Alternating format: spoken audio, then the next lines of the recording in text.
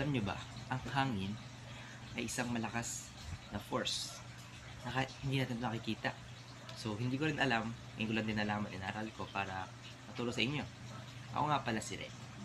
At ang air pressure, ang pag-uusapan natin ngayon. Ito ay part ng physics at part din ng fluid mechanics. Mula kung saan, pinag-aaralan doon kung paano kumilos ang hangin at ang tubig. Pero ang focus natin is ang air pressure. So, ano nga ba ang air pressure? Ang air pressure, ito yung pwersa o force dulot ng molecule ng hangin na tumatama sa mga bagay paligid natin. So, kahit hindi natin nakikita, laging may hangin na nagtutulak mula sa lahat ng direksyon o sa atmosphere. At dahil sa pwersang ito, nakakagawa tayo ng mga maraming bagay sa araw-araw tulad ng pag-inom sa straw.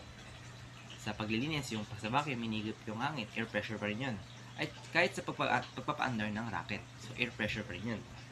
So para mas intindihan natin, may demo akong isa. Ang straw drinking. So sa straw, kapag umihigop tayo ng tubig, mali palang concept yun. Ang tama pala, humihigop tayo ng hangin. Bakit? Kapag umihigop tayo, may hangin dito sa loob ng straw. Then pag hinigop natin yung hangin, magiging low pressure na ito sa loob. Since low pressure na ito, yung sa labas, atmosphere, yun yung mga may air pressure yun. Tutulak niya yung tubig pababa. Then yung matulak sa baba, ito naman, aangat dito. Kasi low pressure to, diba? Aangat dito yung tubig para mahigop natin. So, ang tama palang concept is, inihigop natin yung hangin. Then yung hangin na yun, yun sa labas ng baso, is pintulak yung tubig para mahigop natin. Okay? Next. Meron pa ako next demo. Itong balloon. Papakita ko sa inyo kung paano nga ba yung rocket, gumagana yung rocket. So, gamit lang ang balloon. So, ito. So, may loob na may hangin yan. Sa loob na ito, meron na itong air pressure. So, sa rocket, isipin nyo ito yung parang bugahan ng apoy para lumipad. So, pag initawan ko to, may pressure to, di ba? Lilipad siya. Bago siya lumipad. Doon pa rin yan sa air pressure. So, pasok din dito ang Newton's third law of motion, na kapag mayroon siyang opposite and equal reaction. And meron din nga pala sa mga pang-araw-araw na kahit hindi natin nalalaman, tulad ng paghinga.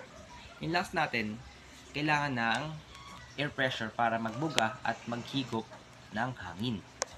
At sa aeroplano, gumagana ang pakpak gamit lang ang pressure difference sa ibabaw at ilalim. Halimbawa, kapag ito yung pakpak, diba? Kapag ibabaw siya o umangat, angat din yung aeroplano kasi may pressure, gaganda yung pressure pangat. Pag bumaba naman, pag ginaganda naman, pababa naman siya. Ganun din yung pag dalawa, diba? Pag gumanto siya, liliko. Pag bumaba siya, liliko. So nagagamit siya sa aeroplano. At syempre, sa makina, engine, lalo na sa syringe. Yung syringe, para siyang straw din, diba? Pag diba sa pag ito yung parang hawakan, diba? Pag hinigil natin yung tubig, yung air pressure na yun, yung pressure, inaangat niyo yung tubig para pumasok yung tubig, diba? Ganoon din yung pag binuga, yung pressure, bubuga rin yung tubig. So, yun lang. Thank you.